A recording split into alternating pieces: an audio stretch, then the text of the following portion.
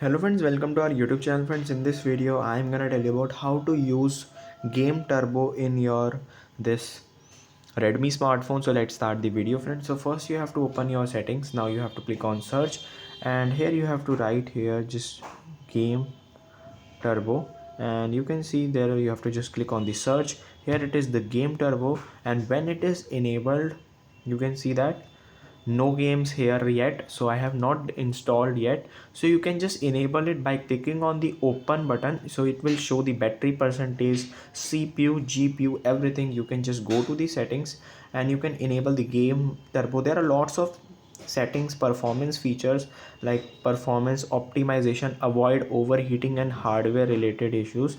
You can just enable these type of settings. It will enable and increase the overall performance of your smartphone.